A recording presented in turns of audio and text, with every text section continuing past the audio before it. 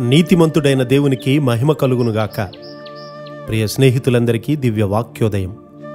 ఈనాటి పాఠ్యభాగము మత్తయి సువార్త 12:36.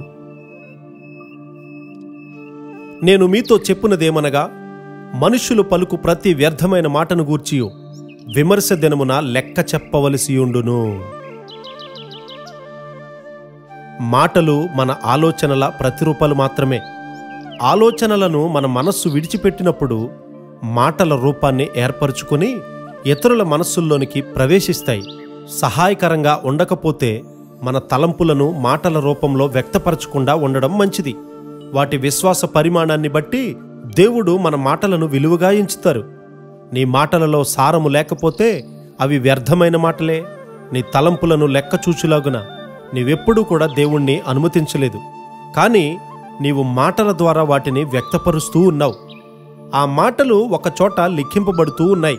తీర్పు దినాన అవి బయటకు వస్తాయని జ్ఞాపకముంచుకో. యేసు క్రీస్తువారు ఆయన మాటల విషయంలో ఎంతో జాగ్రత్తగా ఉండేవారు. నీ మాటలు నీ నాడీ వ్యవస్థపైన, రక్త వ్యవస్థపైన, ఎముకలపైన పనిచేయడం వల్ల ముఖంలో ప్రతిబింబిస్తాయి. ఒక దినాన నీ ఆరోగ్యము నీ మాటలు, తలంపును గూర్చి చెప్తుంది. నీ మాటలు ఇతరుల మనస్సుల్లోనికి చొచ్చి వారి స్వభావాన్ని విషపూరితం చేసి వెనకకు దిగజారిపోయేటట్లు చేశాయి. వారి విషయమై దేవుడు నిన్ను అడుగుతాడు. వాటి విషయమై నీ పిల్లలు నిన్ను తీవ్రంగా ప్రశ్నిస్తారు. ఒక దినాన్న నీకు వ్యతిరేకంగా వారు అలాంటి మాటలే ఉపయోగిస్తారు. అసూయ, ద్వేషపూరితమైన మాటలు పలికే మనుష్యుని సమాజం కూడా తీర్పు తీరుస్తుంది. అటువంటి వారిని దురాత్మలు స్వాధీనపరచుకోవడం వల్ల వారు పిచ్చివారుగా మారిపోతారు కూడా.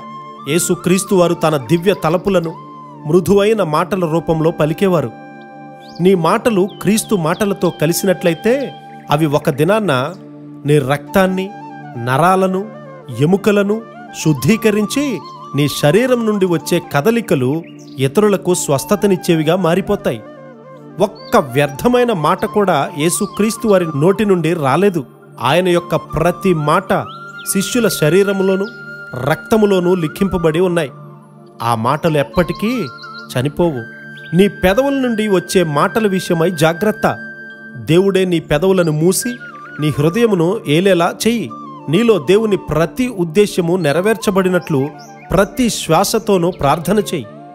ప్రేమపూరితమైన మాటలు, పాపులను దేవుని వైపు త్రిప్పే మాటలు, వ్యాధిగ్రస్తులను స్వస్థపరిచే మాటలు నీలో నుండి రానిమ్ము.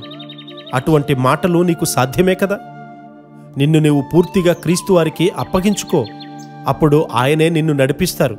అట్టి కృపా ధన్యత దేవుడు మనందరికీ సమృద్ధిగా అనుగ్రహించునుగాక. ఆమేన్.